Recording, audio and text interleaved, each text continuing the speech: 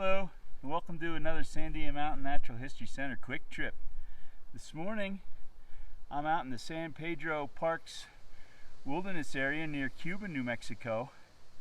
And last night in camp, I was reading a little bit of Edward Abbey's Desert Solitaire, and it got me to thinking about a video idea that I hope you like. I'm going to try and narrate today's trip using the words of Edward Abbey. It's a little something different, and I hope you enjoy it. You can't see anything from a car. You've got to get out of the contraption and walk, better yet crawl, on hands and knees over sandstone and through the thorn bush and cactus. When traces of blood begin to mark your trail, you'll see something, maybe. Wilderness is not a luxury, but a necessity of the human spirit, and as vital to our lives as water and good bread. A civilization which destroys what little remains of the wild, the spare, the original, is cutting itself off from its origins and betraying the principle of civilization itself. May your trails be crooked, winding, lonesome, dangerous, leading to the most amazing view. May your mountains rise into and above the clouds.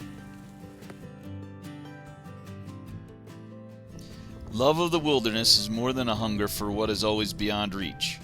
It is also an expression of loyalty to the earth, which bore us and sustains us, the only home we shall ever know, the only paradise we ever need, if only we had eyes to see.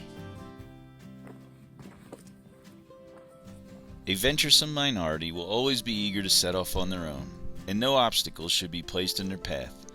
Let them take risks. For God's sake, let them get lost, sunburnt, stranded, drowned, eaten by bears, buried alive under avalanches. That's the right and privilege of any free American.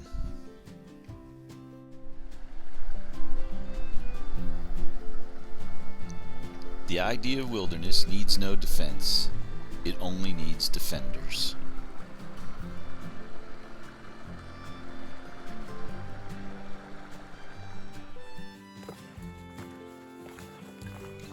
Walking makes the world much bigger and therefore more interesting.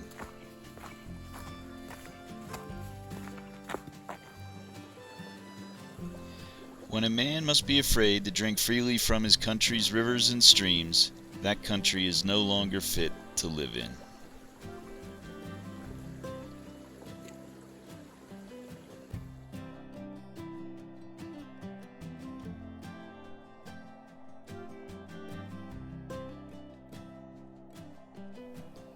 A crude meal, no doubt, but the best of all sauces is hunger.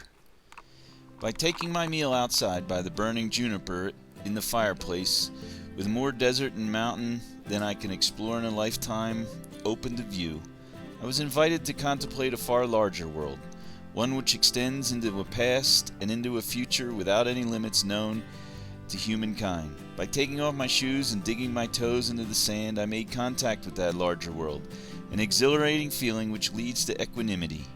Certainly, I was still by myself, so to speak. There were no other people around, and there still are none. But in the midst of such a grand tableau, it is almost impossible to give full and serious consideration to Albuquerque.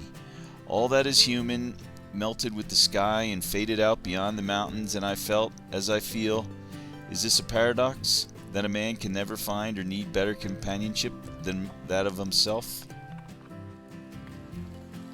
The night flows black. The mighty stillness embraces and includes me.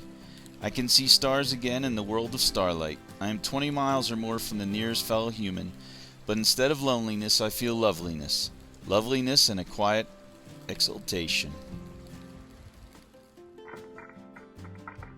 The fire, the odor of burning juniper is the sweetest fragrance on this face of the earth. In my honest judgment, I doubt if all the smoking censers of Dante's Paradise could equal it.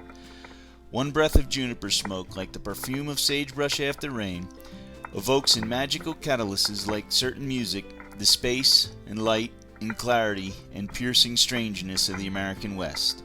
Long may it burn.